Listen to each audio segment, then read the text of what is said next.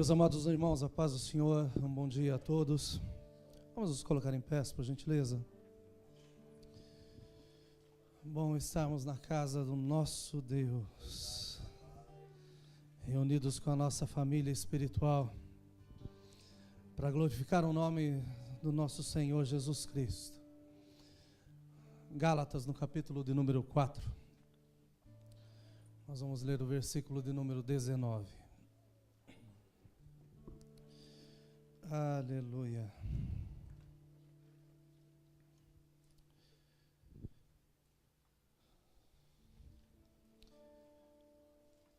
Acharam? Senhor, nós queremos chegar à Tua presença santa, agradecido, Senhor, por mais um dia de vida que o Senhor nos dá, pela liberdade, Senhor, que nós temos, Senhor, de deixar, Senhor, a nossa casa, deixar os nossos afazeres, mas de nos reunirmos, Senhor, em segurança, Senhor, na Tua presença. A liberdade que nós temos, Senhor, ela custou um alto preço. E nós queremos, Senhor, nesse culto, Senhor, te agradecer, Senhor, por tudo quanto o Senhor tem feito. Queremos prestar a Ti, Senhor, um culto racional, Senhor. Quero abençoar, Senhor, as professoras, Deus, que estão com as nossas crianças nesse momento. Senhor, elas não estão ali simplesmente para cuidar dos nossos filhos, mas a Tua palavra está sendo ministrada através dos seus lábios, Senhor, e nós queremos que as nossas crianças, Senhor, sejam como esponjas, Deus, que elas, Senhor, suguem tudo, Senhor, da Tua palavra. Senhor, que isso seja colocado nos seus corações, nas suas mentes, Deus, e que elas cresçam, Senhor, e cheguem ao ponto de dizer que elas também o aceitam, Senhor. Abençoa, Senhor, os nossos professores, as professoras. Abençoa, Senhor, os nossos filhos, Senhor. Abençoa-nos como igreja nessa manhã. E pela Tua misericórdia, pela Tua unção, Senhor, ministra a Tua palavra em nossas vidas. Fala, Senhor, conosco, Senhor. Nós queremos, Deus, ouvir a Tua voz, Senhor, e praticar, Senhor, aquilo que o Senhor colocar, Senhor, em nossas vidas. Nós oramos agradecidos no nome do nosso único Senhor, que vive, que reina para todos sempre. Amém, amém e amém. Gálatas 4:19 diz: meus filhinhos, por quem de novo sinto as dores de parto, até que Cristo seja formado em vós. Amém? Podeis vos assentar. Eu passei ontem à noite, não sei se tiveram tempo de colocar um vídeo. Pode colocar, por gentileza?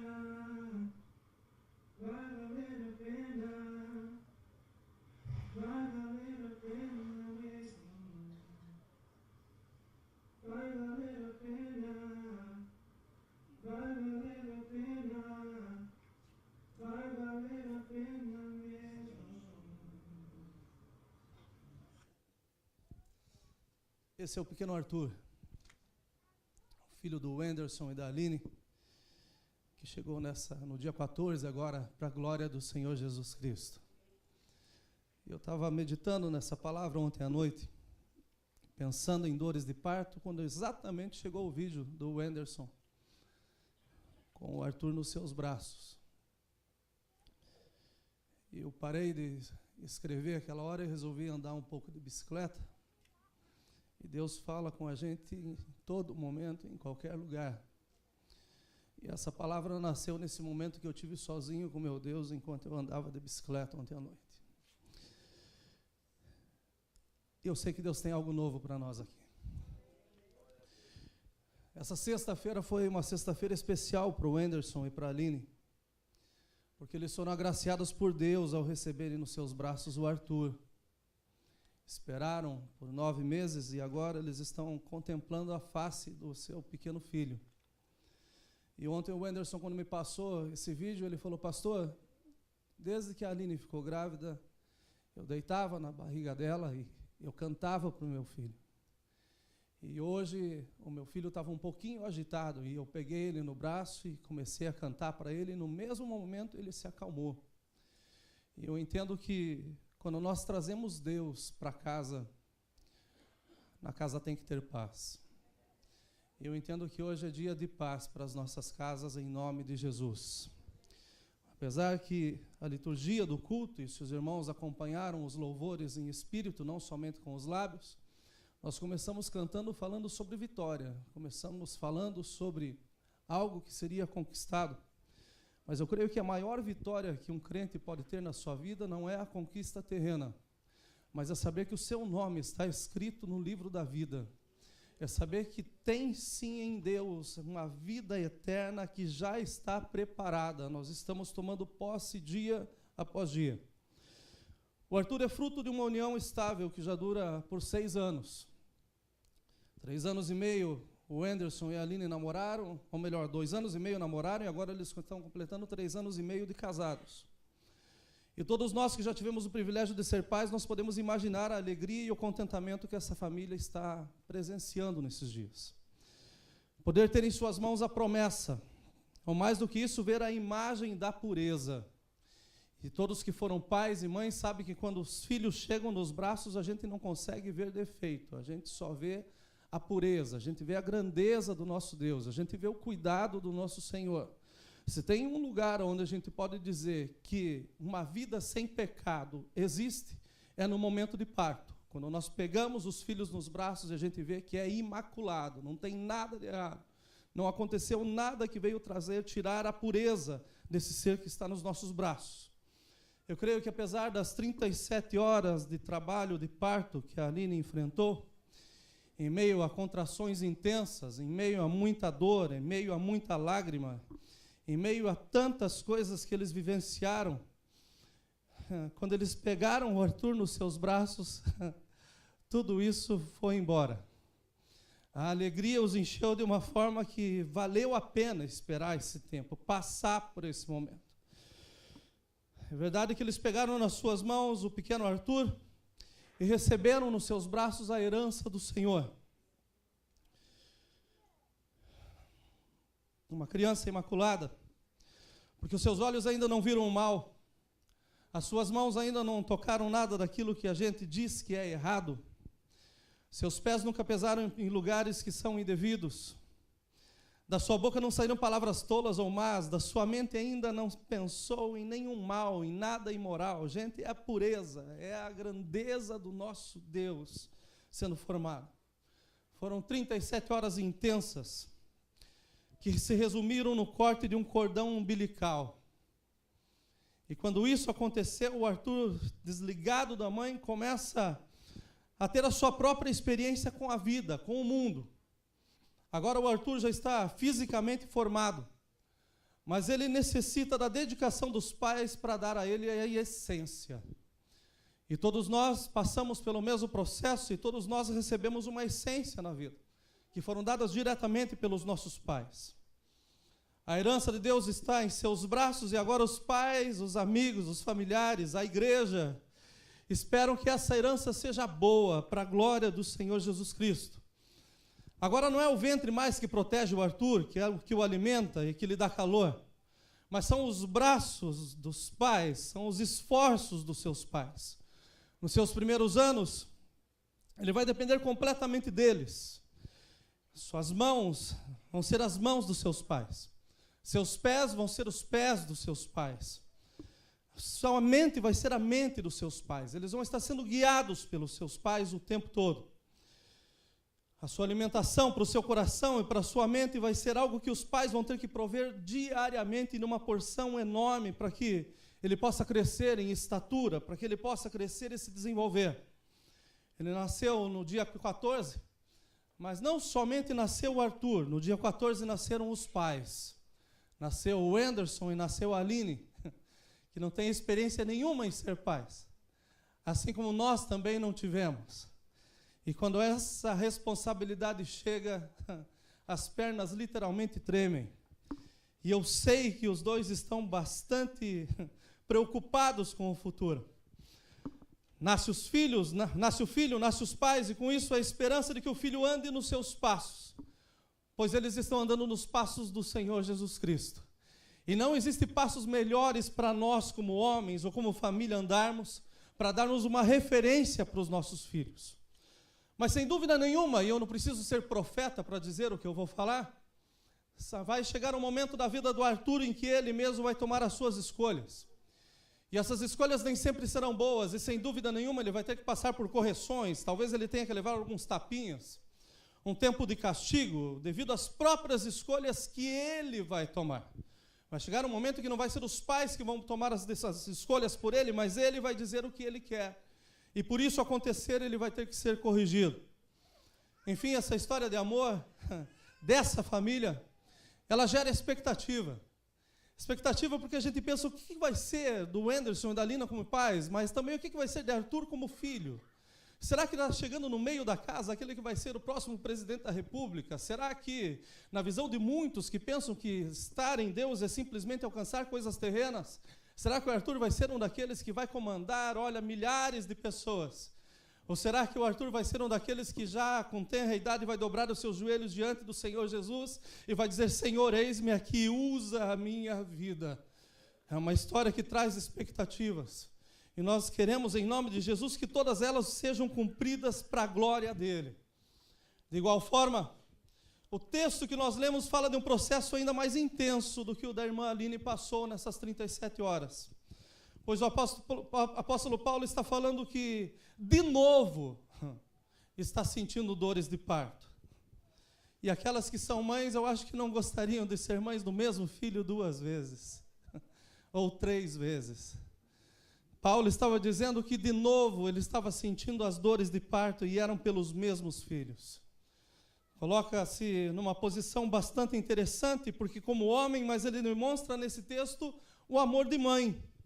Ele afirma que não somente uma vez, mas de novo estava sentindo as mesmas dores pelos seus filhinhos espirituais.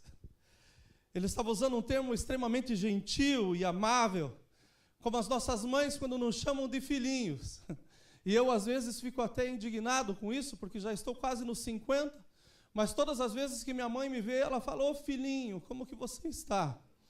A verdade é que a visão do pai, ela nunca muda, da mãe, ela nunca muda. E pode passar o tempo que for, nós vamos continuar sendo filhinhos. Paulo está lá chamando eles com um amor muito grande, mas a sua palavra era uma palavra bastante pesada. E esse termo que ele usou, ele não usa novamente em nenhuma das suas epístolas. Ele escreveu 13, mas ele não usa esse termo novamente. Mas ele expressa a profundidade do seu amor aos irmãos de Gálatas, da igreja aqui. Em 1 Coríntios, no capítulo 4, no versículo 15, Paulo faz a seguinte declaração: porque ainda que tivesseis 10.000 pedagogos em Cristo, não teríeis, contudo, muitos pais, porque eu, pelo Evangelho, vos gerei em Jesus Cristo. Paulo entendia a sua posição e na sua consciência ele sabia que a igreja de Gálatas tinha sido formada por Deus através dele, mas ele tinha uma responsabilidade paterna por aqueles irmãos. Ele tinha um amor que deveria ser demonstrado por eles, não permitindo com que eles permanecessem no erro ou continuassem errando. Paulo era um homem constrangido pelo amor de Deus. Vocês já foram constrangidos por alguma coisa? Já pensaram em ser constrangidos pelo amor? Esse era o peso que Paulo tinha na sua vida. E em todo o tempo, por causa desse constrangimento que ele tinha, ele pregava o Evangelho. Enquanto Paulo passava pela Galácia, na sua segunda viagem missionária, ele ficou enfermo.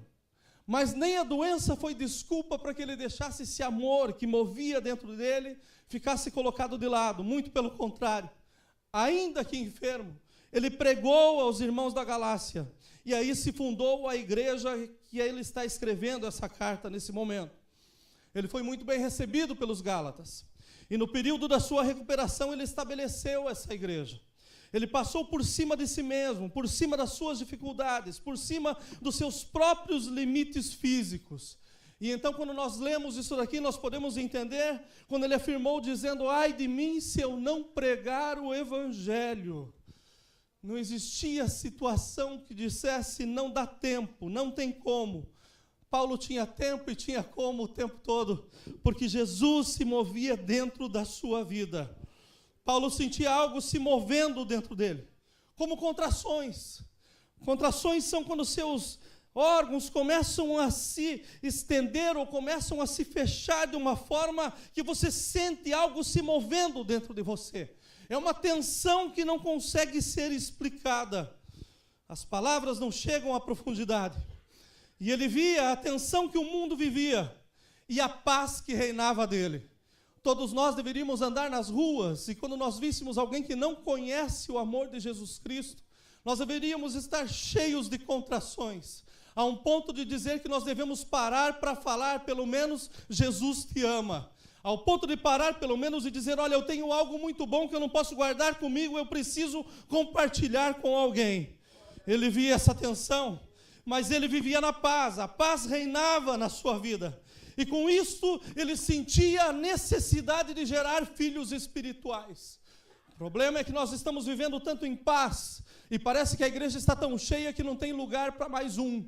E eu li um livro há pouco tempo em que uma irmã chega para o pastor no final do culto e diz: pastor, não pregue mais para a salvação, porque a igreja já está muito cheia, deixa que outro faça. E o pastor olhou para ela e perguntou: aonde está o seu filho que tanto vinha na casa do Senhor? E ela falou assim: ah, pastor, o meu filho está perdido. E ele disse: a irmã quer que eu pare? Sendo que Deus pode tocar na vida dele um dia que ele esteja aqui dentro e ele venha ocupar as mesmas cadeiras que nós estamos ocupando. Essa irmã no mesmo momento olhou e falou: pastor, continue pregando e pregue com vida, porque muitos precisam ser alcançados ainda pelo poder da palavra de Deus e pelo amor restaurador do nosso Senhor Jesus Cristo. Nós estamos acomodados, meus irmãos, nós estamos muito parados, e a verdade que eu estou sentindo em Deus nesses dias, a minha alma está gritando nesses dias, porque é tempo de salvação nessa terra, é tempo em que o Senhor Jesus Cristo vai ser manifesto, e através da minha e da sua vida, é tempo que a palavra do Senhor seja pregada, independente da circunstância, independente do lugar, mas precisa ser dito que Jesus Cristo salva, cura, e Ele ainda leva para o céu. Aleluia, aleluia, aleluia. Aí está Ele em meio às suas constrações, pregando, independente das suas debilidades físicas. E com isso começa a ver o resultado da obra do doce Espírito Santo sendo realizada. Nós não salvamos ninguém, mas o Espírito Santo continua convencendo o pecador que ele precisa ter uma nova vida em Cristo Jesus. Mas como que ele vai convencer se nós não falarmos nada?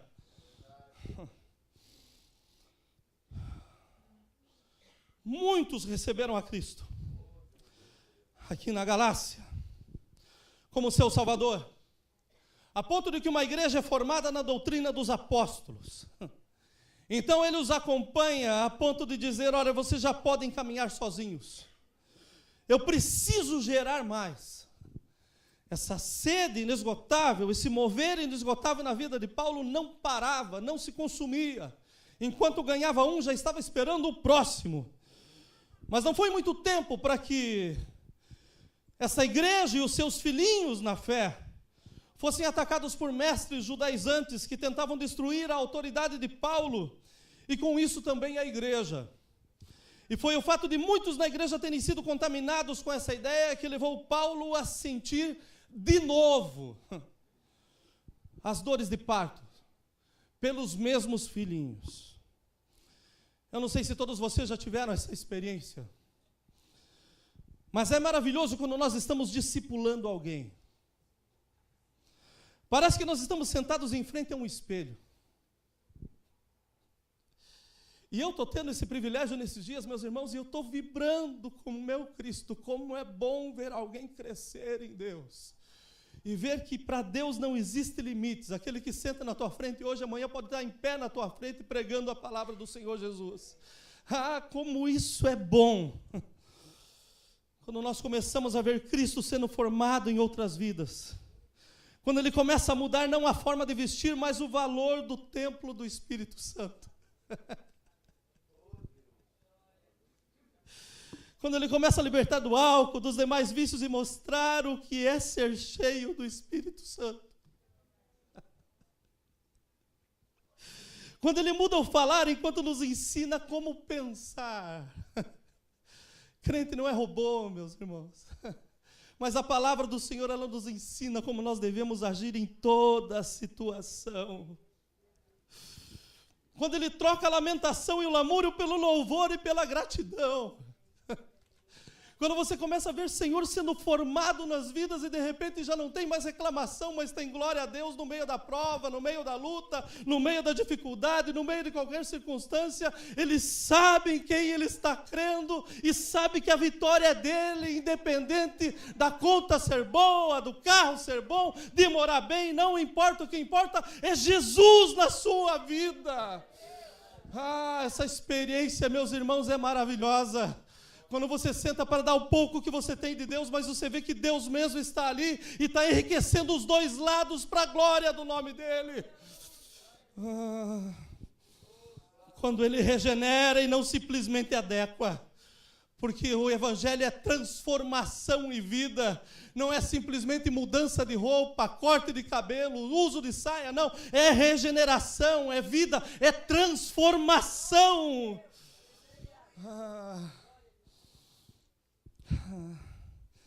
Essa sensação de ver alguém nascendo pela palavra é inexplicável. E não é exclusiva a pastores e ao ministério. Jesus disse, ide e fazei discípulos. E aquele que crer e for batizado, esse será salvo. O trabalho é nosso, igreja. O trabalho é de todos aqueles que se dizem filhos de Deus, servos do Deus Altíssimo. Nós precisamos falar mais do nosso Senhor Jesus Cristo. Quando nós vemos esses novos irmãos se dispondo a largar tudo e a seguir o todo. A sensação que temos é que nasceu um filho. E a expectativa é que será esse o melhor de todos.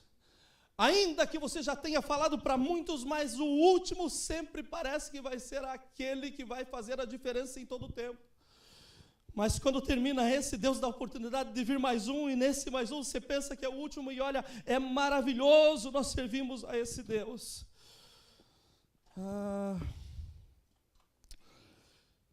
Porém, nós estamos no mundo, embora não pertençamos a ele. E é possível que com o passar do tempo nós possamos experimentar misturas em nossa caminhada na fé. E com isso nos afastamos inconscientemente dos braços do Pai Eterno. E era isso que estava acontecendo com os Gálatas. E aqui estava Paulo falando com aqueles que tinham nascido praticamente de dentro dele. Aqueles que tinham sido alcançados pela palavra de Deus através da sua vida. E agora ele estava tendo que fazer uma intervenção. E essa intervenção não era no mundo, essa intervenção era nos crentes. E esses dias, meus irmãos, se tem um lugar que precisa ser corrigido, é a casa do Senhor. Somos nós.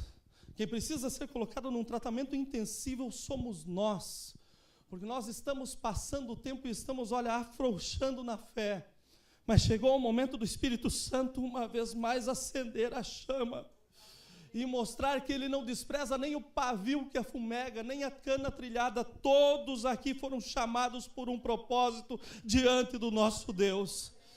Chegou a hora de Paulo pegar esses crentes, e colocá-los na unidade de terapia intensiva para poder resgatá-los. Vocês estão indo longe demais. Vocês me amaram tanto, e depois leiam o capítulo 4 inteiro. Vocês me amaram tanto, mas agora vocês me trazem dor. E não é uma dor de alegria como a das contrações maternas, mas sim uma dor que agoniza. Como alguém que está recebendo uma cirurgia sem anestesia, e a contração é do corpo todo. A contração é daquela que vai da ponta do pé ao último fio do cabelo. O corpo inteiro se enrijece, está tudo doído. Porque as coisas que estão acontecendo, elas não são boas, elas não provêm, elas não precisam acontecer. Então Paulo está falando, olha, vocês precisam ser regenerados. E daí ele usa o termo de novo. Eu sinto as dores de parto de novo. Eu sinto essas dores por vocês.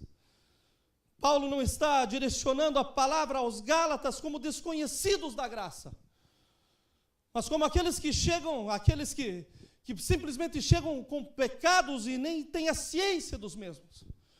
Mas ele está falando com os seus filhinhos amados, aqueles que conheceram a Jesus, aqueles que receberam do Senhor uma boa porção e a intenção da mudança das suas vidas, mas agora estavam precisando de correção, agora estavam precisando ser chamados no colo, e nesse momento não era para receber carinho, era para receber talvez um puxão de orelha, um tapinha no traseiro. Hebreus 13, o versículo 7 diz assim: lembrai-vos de vossos pastores, que vos falaram a palavra de Deus, a fé dos quais imitai, atentando para a sua maneira de viver. Os Gálatas e a igreja odierna têm muito em comum. São muito parecidas. Não obstante as bizarrices e os costumes que estão sendo pregados e afirmados em nome de Deus, que Deus nem sabe que foi Ele que fez. Tantas loucuras que se dizem que precisam ser feitas para que se alcance Deus, ou para que se alcance a salvação, ou para que se alcance santidade.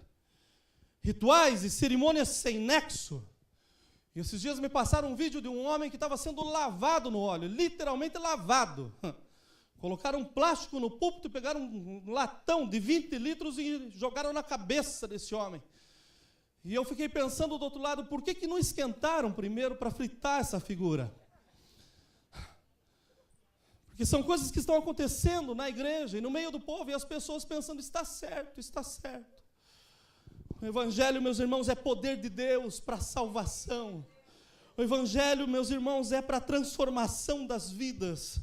E nós não precisamos de cerimônias que são muito próximas ao grau da loucura. Coisas que não devem ser simples, nem mesmo comentadas. Mas nós somos muito parecidos com os Gálatas. Porque nós também tratamos com gente. E olha, meus irmãos, nós tratamos com filhinhos. É impossível que alguém tenha o coração em Deus e que se entregue como pastor de ovelhas nesses dias, não sinta as mesmas dores que Paulo estava sentindo nesse momento.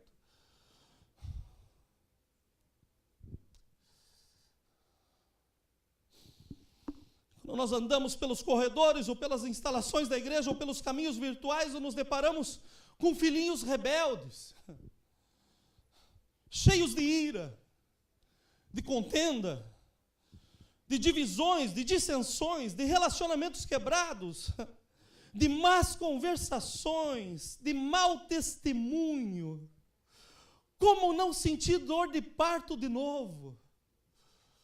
Como não ver que precisam sim nascer de novo? Como não chorar ao ver a mistura da Bíblia com livros de autoajuda? Como não chorar ao ver testemunhos que mais parecem testemunhos? Só lamúria, só dor, 1 hora falando do diabo, 2 minutos falando de Deus. Como não chorar ao ver obreiros que estão vivendo relaxadamente. Como aceitar que a mesma boca que louva fala mal de todos os crentes do universo. Como não chorar quando o sacerdote da sua casa é a sua esposa, meu irmão, porque a sua vida espiritual está frouxa. Quando há mistura entre o santo e o profano, como que nós não podemos chorar? Quando se bebe socialmente em suas festas, mas como toda a sociedade, você precisa de motorista para voltar para casa. Como que a gente não chora diante dessas coisas? Como não chorar quando o pecado é tido como um desvio de caráter, um deslize? E passa tomando um banho, ou simplesmente dizendo que pecou. Quando não se existe mais arrependimento e confissão de pecados. Como não chorar até que Cristo seja formado em nós? Como não chorar, sendo que os nossos caminhos no domingo parecem que são tão próximos, somos tão íntimos de Deus. Durante o louvor, olha, o céu está aqui, mas na segunda o céu está muito longe. Como que a gente não chora diante dessas situações? Os Gálatas estavam judaizando os cultos, e com isso eles estavam voltando às suas raízes. Da mesma forma, muitos estão voltando às suas raízes, impedindo que o culto seja um ato de adoração, mas sim algo rotineiro, algo sequencial, é mecânico. A verdade é que Cristo precisa ser formado em nós. Nós precisamos ter um encontro definitivo com o nosso Senhor Jesus Cristo, porque não tem mais tempo para nós ficarmos brincando de crentes. O Senhor Jesus Cristo está voltando para buscar uma igreja pura, preparada, uma noiva que esteja completamente adornada para esse encontro. E a única forma é lançando para fora, para trás, aquilo que não deve, que não vai conseguir levar na sua mala. Todos nós sabemos o que é a dificuldade de se passar pela alfândega de um aeroporto. Suas malas são inspecionadas, vocês são inspecionados. E eu sou um daqueles que toda vez que entra no aeroporto sou levado para conversar na sala do lado. Não tem uma vez que não aconteça isso. Quando eu viajo com a Kátia, ela já vai na fila do lado porque ela sabe que vão me chamar para conversar. Todas as vezes, meus irmãos. Mas a verdade é que nós nunca vamos conseguir entrar no avião com alguma coisa que não vai ser útil na viagem. Paulo estava falando, eu estou sofrendo a dor de parto por vocês, porque vocês estão colocando bagagem demasiada que não precisa ser posta. E nós estamos nos enchendo de bagagem e dizendo que nós estamos indo para o céu, meus irmãos. Não chegou a hora de aliviar a bagagem, chegou a hora de tirar da mala de uma vez por todas. Lançar aos pés do Senhor Jesus Cristo e, olha, tomar a nossa cruz e segui-lo com força, sabendo que o céu está logo aqui, não é ali, é logo aqui. O Senhor Jesus está muito próximo de resgatar a sua igreja. Está muito perto, meus irmãos.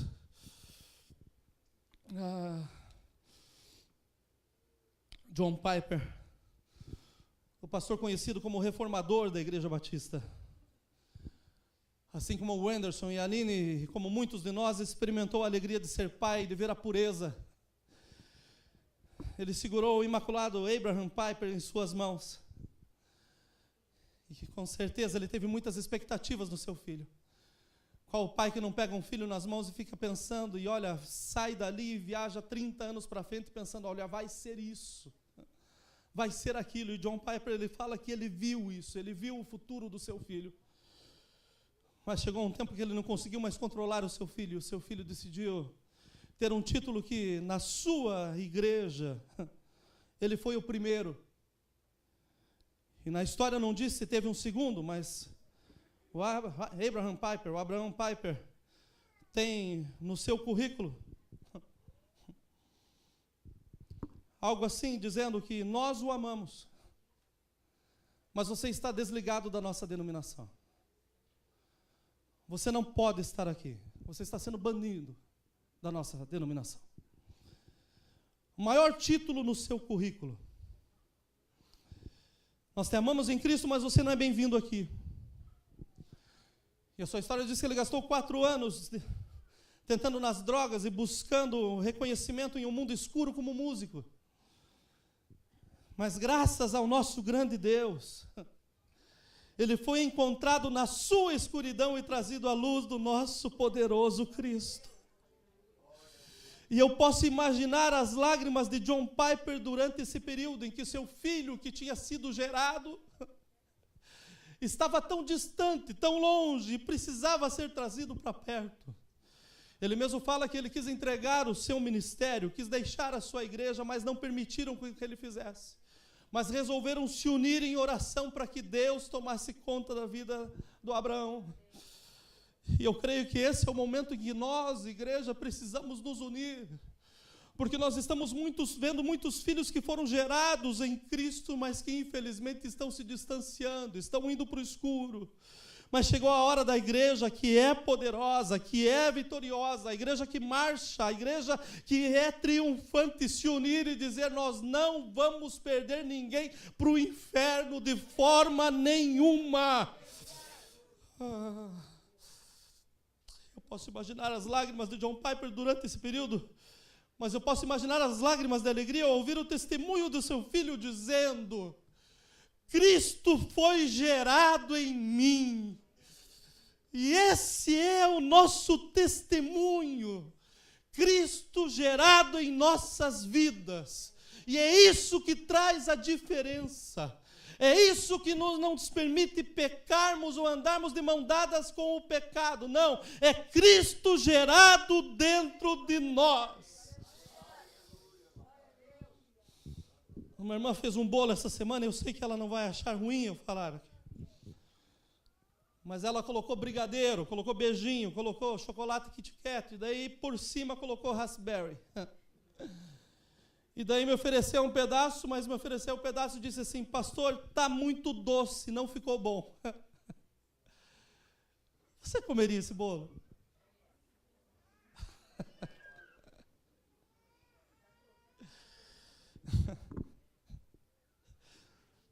O problema está sendo esse. Que tem muita gente comendo na mistura porque é doce. Mas o doce se torna amargo, meus irmãos. E o que o Senhor quer de nós é isso, que a gente não mergulhe na mistura, mas que a gente tenha ciência que Ele tem o melhor para nós o tempo todo. Paulo teve que corrigir os seus filhinhos aos Gálatas, porque mistura demais estraga. Mistura estraga. E eu fiz uma experiência, uma vez ainda, muito tempo atrás, com meu primo, deve estar até assistindo o culto. Mas nós decidimos fazer um bolo quando a mãe viajou. E um bolo sem receita. E o desafio, depois que o bolo ficou pronto, foi esse: olha, quem conseguir comer um pedaço inteiro, ou melhor, colocamos um pedaço no prato e ficou assim: olha, quem não comer, paga a janta. E os dois devoraram o bolo, e olha, nós nos acabamos na Coca-Cola depois, que estava horrível. Mas eu não queria pagar para ele, e ele tampouco para mim. Meus irmãos, tem tanta gente comendo coisa estragada porque não quer perder para o outro. Tanta gente fazendo coisa que não deve para satisfazer o amigo que está perto e dizer assim: olha, para você eu não perco, nós vamos caminhar junto, mas eu sou crente.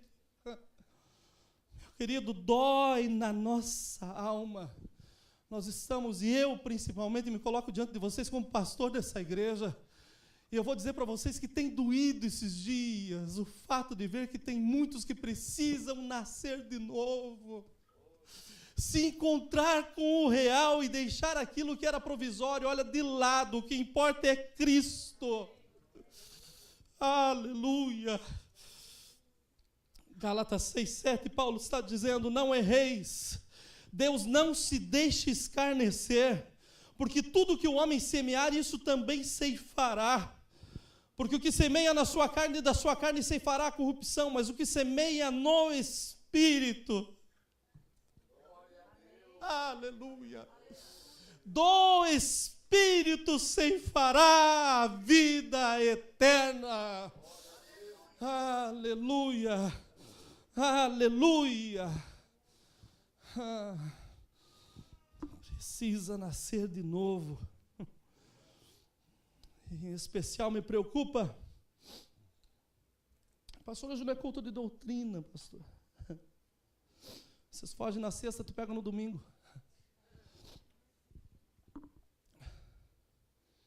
Principalmente os homens. Porque o sacerdote da casa é para ser vocês, mas olha, se tem homem que precisa bater palma em pé para as mulheres, somos nós. Pelo trabalho que elas estão fazendo em Deus. É maravilhoso o que as mulheres estão fazendo nessa casa. E eu fico imaginando como que é a sua casa. Mas ainda dá tempo de você corrigir em Deus a tua posição. de você voltar a ser o sacerdote da sua casa, de você começar a pedir perdão para Deus pela fraqueza, pela frouxidão,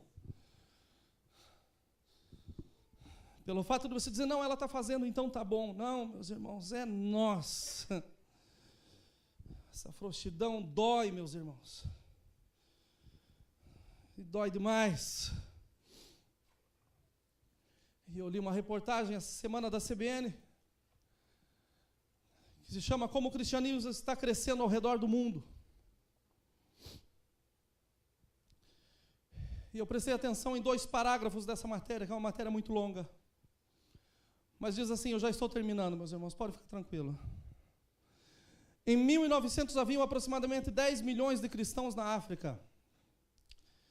Em 2.360 milhões.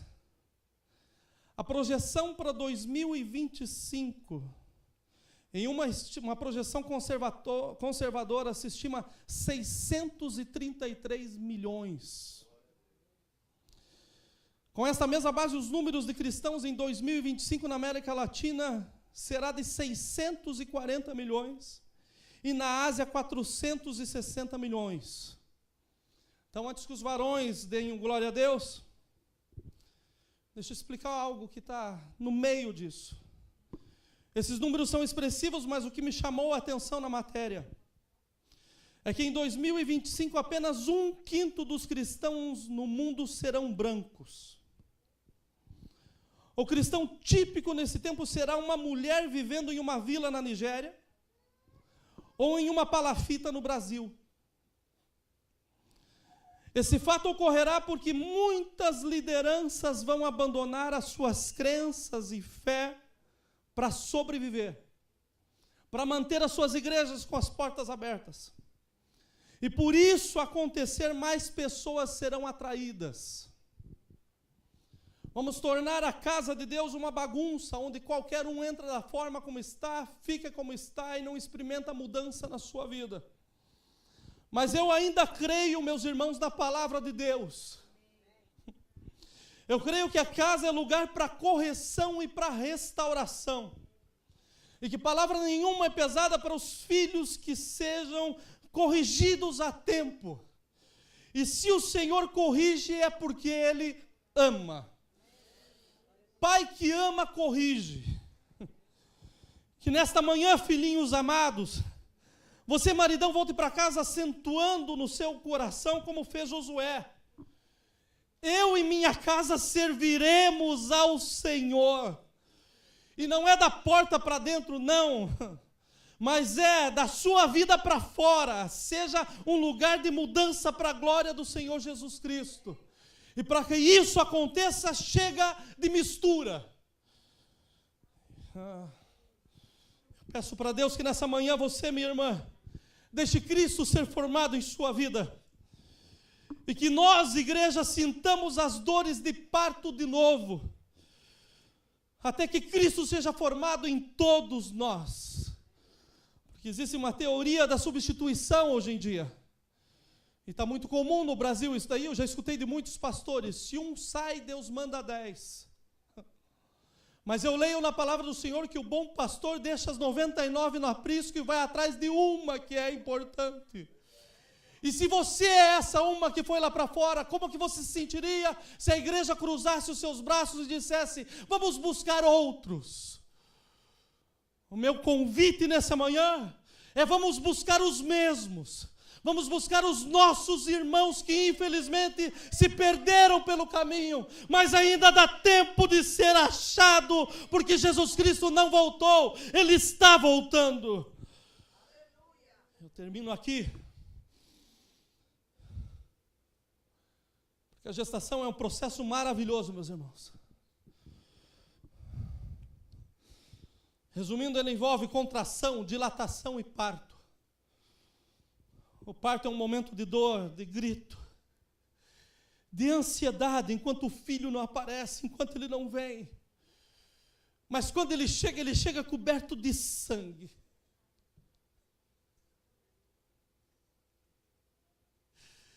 E os pais olham o mesmo cobertinho de sangue, mesmo sujo, mas já vibram e louvam a Deus pela vida que está ali. Aleluia.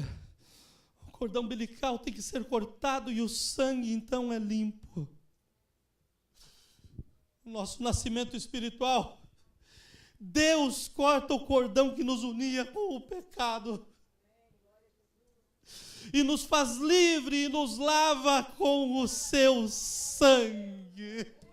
Aleluia, aleluia.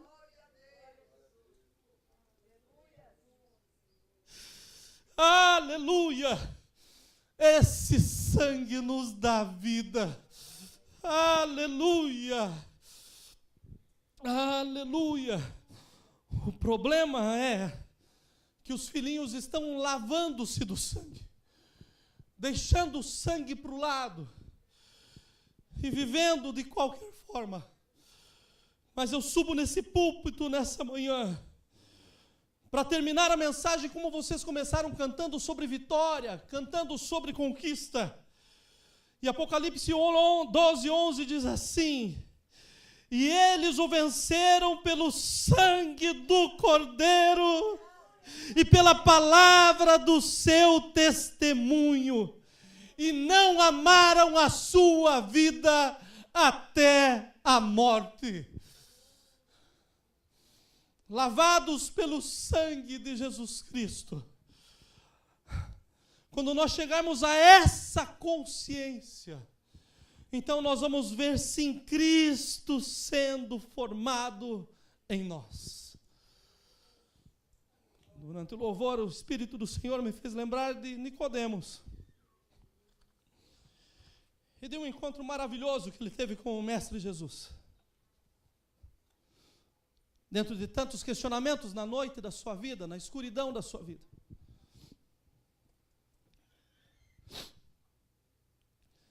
Mas diante da única resposta que ele precisava. E Jesus olha para ele e fala assim: você tem que nascer de novo. Como mestre, ele olha para o Senhor e fala assim: Senhor, eu vou ter que voltar para o ventre da minha mãe.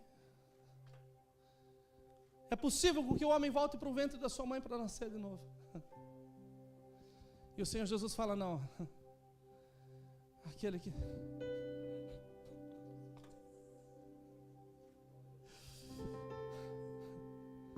Para nascer de novo tem que nascer no sangue, no Espírito.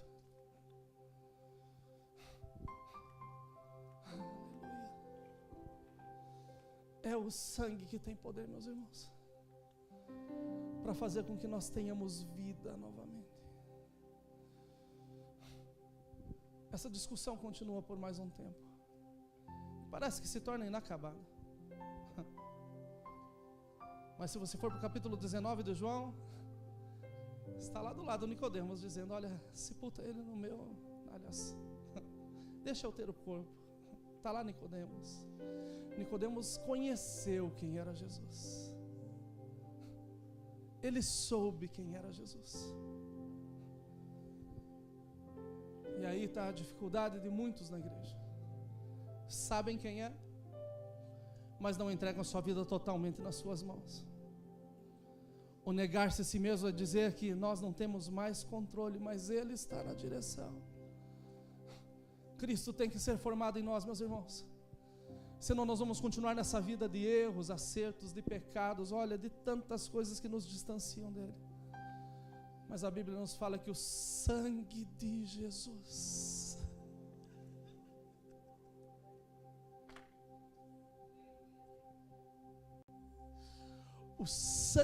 Jesus nos purifica de todo o pecado.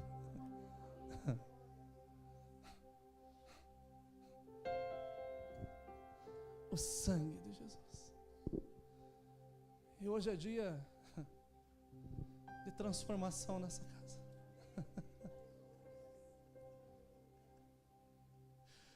Eu tenho certeza da água que eu estou bebendo nesses dias, meus irmãos. E eu sei que o Senhor não lança a palavra dele ao regaço. Não. Ele está aqui. E Ele está aqui para te dar uma nova oportunidade. Para que as suas vestes sejam mudadas, para que o seu comportamento seja transformado definitivamente. Para que você pare de causar choro, mas para que você comece a trazer alegria. para que você comece a chegar na presença de Deus e Deus fale assim: eu quero ouvir o que Ele tem para falar comigo. Então o meu convite para você é simples. Você que precisa nascer de novo e que tem o desejo de que Cristo se forme na sua vida, eu quero pedir para que você tome a maior coragem da sua vida, dê um pulo do lugar que você está e venha até aqui à frente para orar juntamente comigo. Não se envergonhe. Quem tem que se envergonhar é o inferno, que tenta colocar tantas coisas na sua vida, mas maior é Deus. E essa manhã é manhã de vitória. Vamos nos colocar em pé. Eu vou orar dentro de 1 minuto.